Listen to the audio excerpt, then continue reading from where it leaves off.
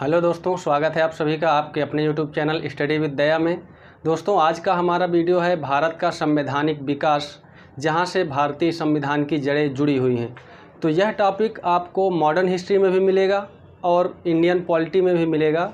तो संविधान में भी हम इसको पढ़ते हैं और मॉडर्न हिस्ट्री में भी हम इसको पढ़ते हैं। ये कॉमन टॉपिक है और यहाँ से काफ़ी सारे क्वेश्चन पूछे भी जाते हैं। तो भारतीय संवैधानिक विकास के क्रम में हमने एक पहला वीडियो बनाया था, जहाँ से हमने जो है भारत के जो संविधान है उसमें एक बेसिक समझ पैदा की थी कि किस तरह से भारतीय संविधान का विकास होता है और संविधान सभा के द्वारा किस तरह से पास किया जाता है भारत का संविधान और कब पारित किया जाता है, फिर कैसे लागू किया जाता है। तो आज के इस वीडियो में हम देखेंगे कि भारतीय संविधान की जड़ें कहाँ से जुड़ी हुई हैं और किस तरह से इसके संविधान बनने की प्रक्रिया जो आरंभ हुई थी कहाँ से हुई थी। तो इसी क्रम में आज हम पढ़ेंगे भारत का संवैधानिक विकास। तो आप लोग वीडियो में लास्ट तक बने रहिएगा और अगर आपको वीडियो अच्छा लगे तो लास्ट में लाइक और सब्सक्राइब ज़रूर करें और कमेंट बॉक्स में आप अपनी राय ज़रूर देते रहें, क्योंकि इससे पता चलता है कि आपकी क्या मेंटालिटी है और आप किस तरह का मैटर चाहते हैं। तो उसे हम उस तरह प्रस्तुत करना का प्रयास करेंगे और आपको अच्छा से अच्छा दे सकेंगे। तो आज की इस वीडियो को, जो कि काफ़ी कॉम्प्लिकेटेड मैटर है, यहाँ से स्टूडेंट इसको छोड़ के ही भाग जाते हैं, तो इसको मैंने काफ़ी हद तक बैलेंस करने का प्रयास किया है और आसान भाषा में समझाने का प्रयास किया है। तो हम पहले इसकी पृष्ठभूमि के बारे में समझते हैं। जब 1600 ईस्वी में एलिजाबेथ, जो कि ब्रिटेन की महारानी थी, वो एक चार्टर्ड के through British east India company, जो कि वहाँ पर व्यापार करती थी, एक अधिकार पत्र के थ्रू उसको भारत में भेजती है व्यापार करने के लिए, या पूर्वी देशों में भेजती है कि यहाँ से जाइए और वहाँ व्यापार करिए, और 15 वर्षों के लिए चार्टर्ड एक्ट के थ्रू उसे अधिकार पत्र जो है प्रदान करती है। जब वह कंपनी यहाँ आती है और व्यापार करते करते वह कंपनी बक्सर का युद्ध जीतने के बाद, प्लासी और बक्सर के युद्ध जीतने के बाद, जब वह बंगाल पर अपना शासन स्थापित कर लेती है, तो उसकी मंशा बदल जाती है। वह व्यापार को छोड़ करके ज़्यादातर वह भारत में अपना शासन स्थापित करना चाहती है। तो वह भारत पर अपना शासन स्थापित कर लेती है। इसके बाद जब वह भारत पर शासन स्थापित कर लेती है, तो जो कि ब्रिटिश संसद थी, उसके द्वारा समय समय पर कुछ एक्ट लाए गए, जो कि कंपनी के द्वारा अपने बढ़े हुए अधिकारों को, जो कि कंपनी के अधिकार बढ़ गए थे, प्रशासन व्यवस्था ठीक से नहीं चला पा रहे थे और यहाँ से जो धन लूट कर ले जाते थे, तो ब्रिटेन में भी काफ़ी अराजक स्थिति फैल चुकी थी, क्योंकि यहाँ के अधिकारियों को वहाँ एक हीन भावना से देखा जाने लगा। तो ब्रिटिश संसद नहीं चाहती थी कि भारत, जो कि एक धनाढ्य देश है, तो भारत से हुए लाभ को हम ब्रिटेन के विकास में लगाएं, न कि अराजक स्थिति फैले। तो इस अराजक स्थिति को कंट्रोल करने के लिए समय समय पर कई सारे एक्ट लाए और इसके बाद 1857 की क्रांति के बाद सीधे ब्रिटिश क्राउन के अंडर में भारत का शासन स्थापित हो जाता है। तो आज हम वही पढ़ेंगे कि सबसे पहला जो एक्ट आया था, रेगुलेटिंग एक्ट 1773 में। तो आइए शुरू करते हैं। सबसे पहले 1773 में रेगुलेटिंग एक्ट लाया गया और इस एक्ट के तहत क्या महत्वपूर्ण बिंदु रहे हैं उसको समझेंगे। तो ब्रिटिश कंपनी के अधीन जो 3 प्रेसिडेंसी थी, बम्बई प्रेसिडेंसी, बंगाल और मद्रास, यहाँ पर कंपनी का शासन था और कंपनी का वर्चस्व स्थापित हो चुका था। इनके जो है अधिकारों को कंट्रोल करने के लिए ब्रिटिश संसद के द्वारा एक एक्ट लाया गया, जिसे कहा गया रेगुलेटिंग एक्ट, और यह कब लाया गया? 1773 में। तो इस एक्ट के तहत कंपनी पर संसदीय नियंत्रण की स्थापना की गई। कंपनी पर सबसे पहले अगर नियंत्रण स्थापित किया गया किसी एक्ट के तहत, तो वह था रेगुलेटिंग एक्ट। इस रेगुलेटिंग एक्ट के तहत कंपनी पर नियंत्रण स्थापित किया गया और जो गवर्नर था वहाँ का, उसको गवर्नर जनरल का पद दिया गया। जो बंगाल का गवर्नर होता था उसे गवर्नर जनरल का पद दिया गया, जो कि बंगाल के गवर्नर जनरल के अंडर में मद्रास और मुंबई प्रेसिडेंसी भी आ चुका था। तो इस एक्ट के तहत मद्रास प्रेसिडेंसी और बम्बई प्रेसिडेंसी को भी बंगाल के गवर्नर जनरल के अंडर में किया गया। और जो बंगाल का पहला गवर्नर जनरल बना वह था वारेन हेस्टिंग, जिसका कार्यकाल 1773 से 1785 तक था। तो पहला जो गवर्नर जनरल बना वह वारेन हेस्टिंग था और पहला गवर्नर कौन था, तो वह था रॉबर्ट क्लाइव। इसके बाद इस एक्ट के तहत कलकत्ता में एक सर्वोच्च न्यायालय की स्थापना की गई। न्यायपालिका के क्षेत्र में भी एक न्याय प्रशासन व्यवस्थित करने के लिए एक न्यायपालिका की व्यवस्था की गई और इसके तहत सबसे पहले कलकत्ता में एक सुप्रीम कोर्ट की स्थापना की गई, जिसमें 3 अन्य जो जज थे और एक मुख्य न्यायाधीश थे जिनका नाम था एलिजा इम्पे। तो जो मुख्य न्यायाधीश इसमें नियुक्त किए गए वह थे एलिजा इम्पे और 3 अन्य न्यायाधीश इसमें शामिल थे। तो कुल 4 जज इसमें थे, 3 अन्य थे, एक मुख्य न्यायाधीश एलिजा इम्पे बने। 1774 में इस सुप्रीम कोर्ट की स्थापना हुई। तो यहाँ से कई बार प्रश्न भी पूछ लिया जाता है कि सबसे पहले सुप्रीम कोर्ट की स्थापना कब की गई थी, तो 1774 ईस्वी में कलकत्ता में सुप्रीम कोर्ट की स्थापना की गई और मुख्य न्यायाधीश के पद पर एलिजा इम्पे को नियुक्त किया गया। अब बात आती है इस एक्ट के तहत किस तरह से कंपनी के शासन को नियंत्रित किया गया, कंपनी के अधिकारों को। तो 2 संस्थाएं बनाई गई, एक कोर्ट ऑफ प्रोप्राइटर्स और एक कोर्ट ऑफ डायरेक्टर्स। तो ये जो कोर्ट ऑफ प्रोप्राइटर्स थे यह निवेशकों का समूह था। कोर्ट ऑफ प्रोप्राइटर्स निवेशकों का समूह था। ये निवेशक थे जो कंपनी के प्रशासन चलाने का काम करते थे। और कोर्ट ऑफ डायरेक्टर्स जो कि इन निवेशकों के द्वारा नियुक्त किए जाते थे, जिसमें कुल 24 सदस्य थे।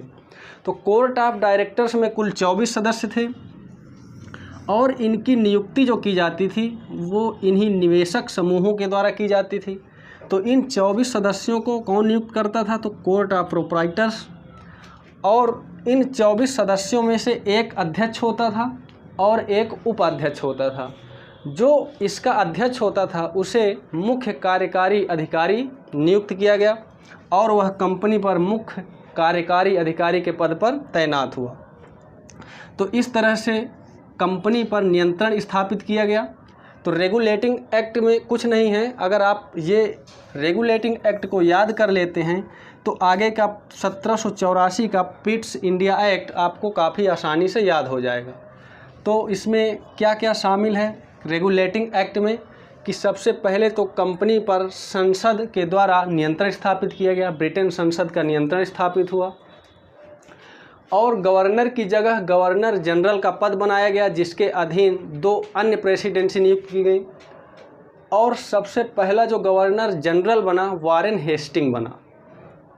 एक सर्वोच्च न्यायालय की स्थापना की गई और यह सर्वोच्च न्यायालय कलकत्ता में स्थापित किया गया।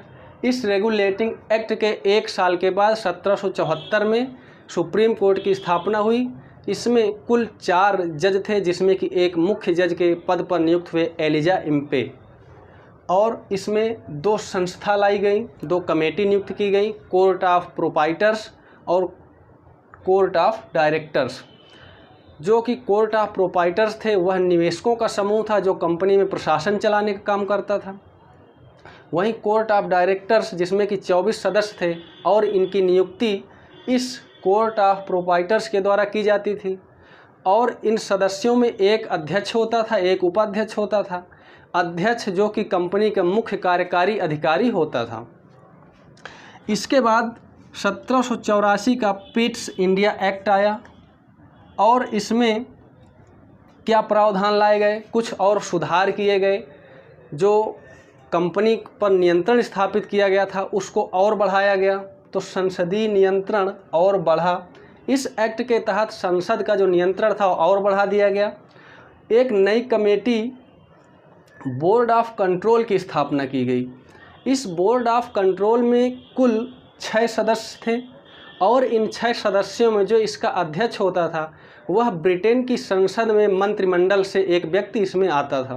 तो ब्रिटेन की संसदीय मंत्रिमंडल से एक सदस्य इसमें इसका अध्यक्ष होता था और इसको यह अधिकार प्राप्त था कि किसी भी गवर्नर जनरल को अगर वह ज़्यादा भारत में अत्याचार करता है या फिर अपने पद से ज़्यादा कोई काम करता है, किसी सलाह को नहीं मानता है, तो वह उसको उसके पद से हटा सकता था और किसी दूसरे को नियुक्त कर सकता था।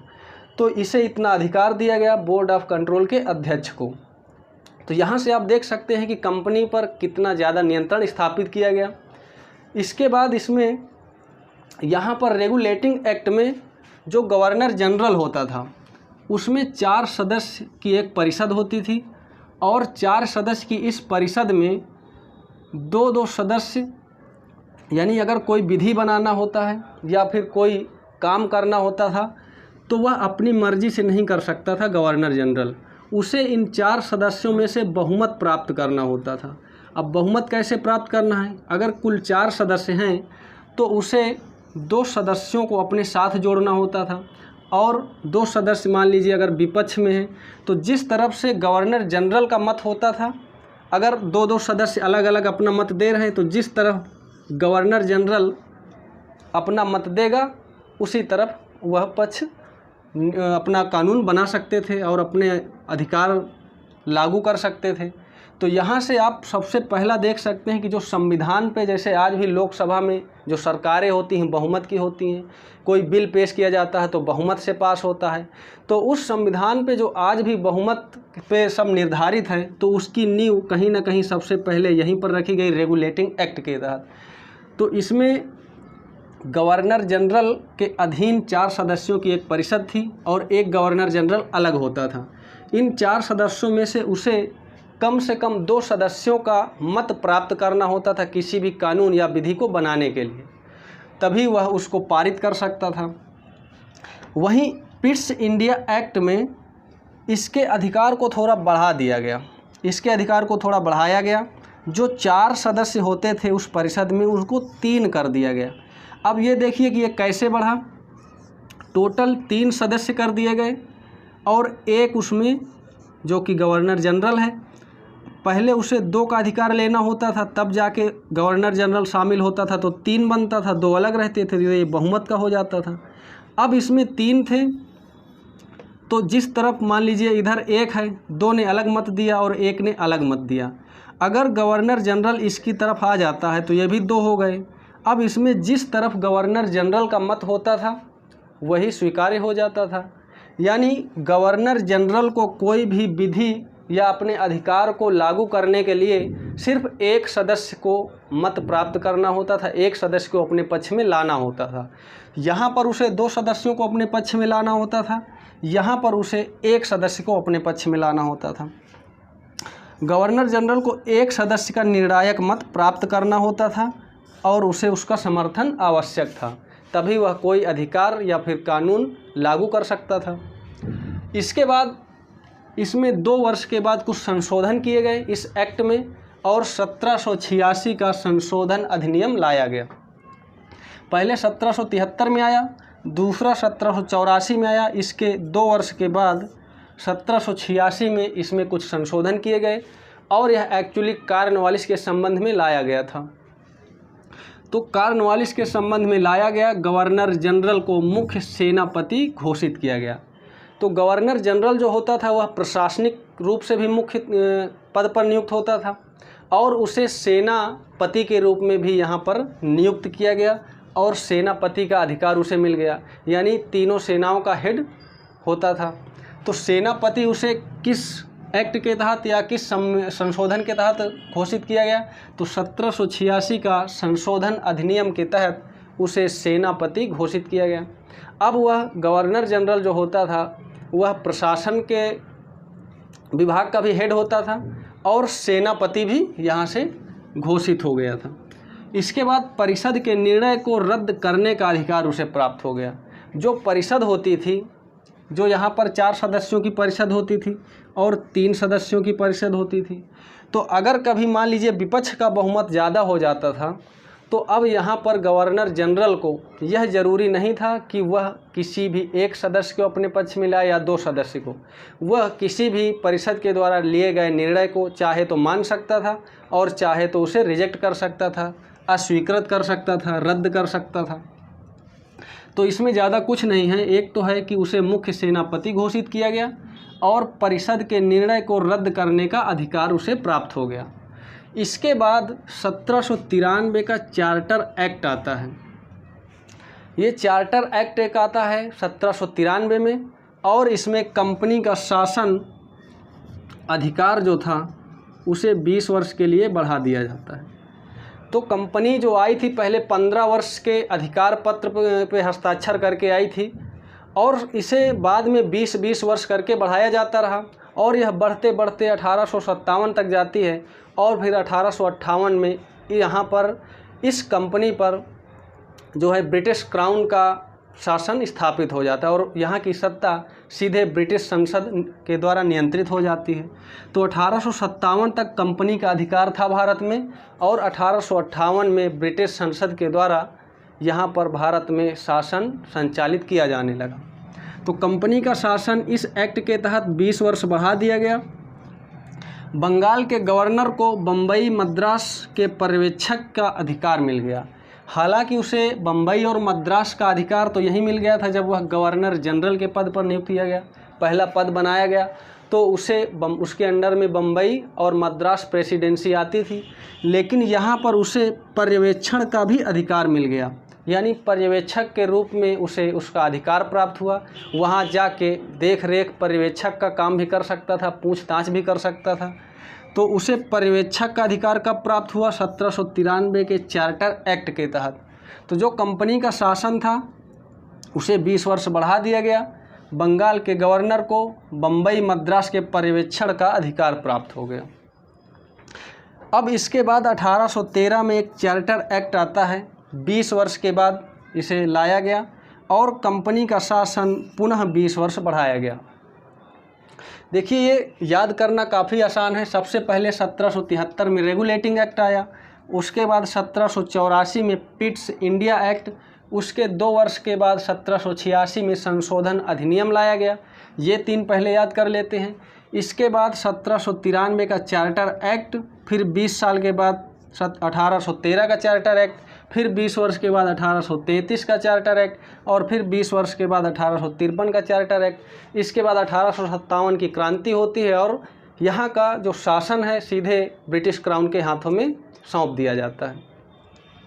तो 1813 के चार्टर एक्ट में हम पढ़ेंगे कि 20 वर्ष का पुनः समय सीमा बढ़ाई गई और व्यापारिक एकाधिकार समाप्त कर दिया गया। जो कंपनी का व्यापारिक एकाधिकार था, चूँकि भारत में कंपनी का शासन था और भारत में व्यापार करने के लिए मुक्त रूप से कंपनी ही यहाँ पर व्यापार कर सकती थी। ब्रिटेन में उस समय औद्योगिक क्रांति का समय था और मुख्य रूप से सूती वस्त्र वहाँ पर काफ़ी हद तक व्यापार करने के लिए उन्हें एक व्यापारिक क्षेत्र चाहिए था, जगह चाहिए था जहाँ पर वह व्यापार कर सकें। एक उन्हें बाज़ार की आवश्यकता थी और वह उन्हें भारत जैसे धनाढ्य देश में व्यापार करने के लिए एक मौका प्राप्त होता है। और वह भारत में व्यापार के उद्देश्य से, चूँकि यहाँ पर सिर्फ कंपनी ही अपना व्यापार कर सकती थी, तो उन्होंने कंपनी के व्यापारिक एकाधिकार को समाप्त कर दिया और उसे 2 अधिकार दिए गए, चीन में व्यापार करने का और चाय के व्यापार का। तो कंपनी के पास सिर्फ 2 व्यापारिक एकाधिकार बचे, चाय का व्यापार और चीन के साथ व्यापार का। बाकी यहाँ पर व्यापार के रास्ते खोल दिए गए ब्रिटेन के लिए। ब्रिटेन का कोई भी व्यक्ति यहाँ पर व्यापार कर सकता था। शिक्षा पर 1 लाख व्यय करने का जो कंपनी द्वारा निर्णय किया गया। अब उन्हें कोई शौक़ नहीं था कि वह शिक्षा पर 1 लाख रुपए खर्च करें, या एक यह नीति लाई गई थी जो उनके द्वारा कि हम शिक्षा पर 1 लाख रुपए का व्यय करेंगे। क्योंकि यहाँ पर उन्हें दिखाना भी होता था कि हम भारत के लिए कुछ कर रहे हैं, सिर्फ अपना ही देश का विकास नहीं कर रहे हैं कि यहाँ से धन लूट रहे हैं। हम आपके लिए शासन करने आए हैं और हम भारत के विकास के लिए काम कर रहे हैं। तो यह दिखावा करने के लिए वह एक नीति लेकर के आते हैं, शिक्षा नीति, और इस पर 1 लाख रुपए 1 साल में खर्च करने का कंपनी द्वारा निर्णय किया जाता है कि हम शिक्षा पर 1 लाख रुपए खर्च करेंगे। तो 1813 के चार्टर एक्ट में क्या क्या है कि इसका शासन एक तो 20 वर्ष के लिए बढ़ा दिया जाता है, कंपनी के व्यापारिक अधिकार को समाप्त कर दिया जाता है और व्यापार के रास्ते ब्रिटेन वासियों के लिए खोल दिया जाता है।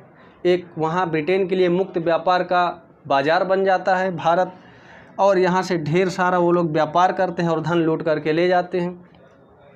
सिर्फ चीन के साथ और चाय के व्यापार के लिए उसे एकाधिकार प्राप्त था।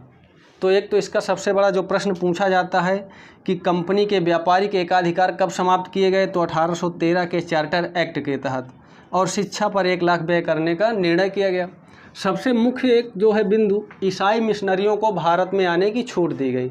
इस 1813 के चार्टर एक्ट के तहत ईसाई जो मिशनरी होते थे, मिशनरी जो धर्म के प्रचार प्रसार का कार्य करते थे, चूँकि ब्रिटेन वासी ईसाई धर्म को मानते थे, तो वह ईसाई धर्म के प्रचार प्रसार के लिए उन पादरियों को, मिशनरियों को भारत में आने की छूट दी, ताकि वह यहाँ पर आकर के भारत में ईसाई धर्म का प्रचार प्रसार कर सकें, और ईसाई धर्म के प्रचार प्रसार पर काफ़ी जोर दिया। तो इस चार्टर एक्ट के तहत ही ईसाई मिशनरियों को भारत में आने की छूट दी गई। इसके बाद फिर 1813 में ये था, 20 साल के बाद 1833 का चार्टर एक्ट। अब 1833 के चार्टर एक्ट के तहत कंपनी का शासन 20 वर्ष के लिए फिर बढ़ा दिया जाता है, और जो इसका चीन के साथ व्यापार और चाय का व्यापार का एकाधिकार प्राप्त था, उसे भी समाप्त कर दिया जाता है। तो यहाँ से अगर प्रश्न पूछा जाता है कि ब्रिटिश जो कंपनी का व्यापारिक एकाधिकार पूर्णतः कब समाप्त किया गया, तो कंपनी का पूर्णतः व्यापारिक एकाधिकार 1833 के चार्टर एक्ट के तहत समाप्त कर दिया गया। वहीं अगर पूछा जाता है कि पहली बार कंपनी का व्यापारिक एकाधिकार कब समाप्त किया गया, तो वह 1813 के चार्टर एक्ट के तहत, और यहाँ उसे सिर्फ चाय का व्यापार करने के लिए छूट दी गई और चीन के साथ व्यापार करने का ही उसे एकाधिकार प्राप्त था। 1833 में वो भी ख़त्म कर दिया गया। और एक जो मुख्य बिंदु है, जाति वर्ग के आधार पर सरकारी चयन में भेदभाव समाप्त कर दिया गया।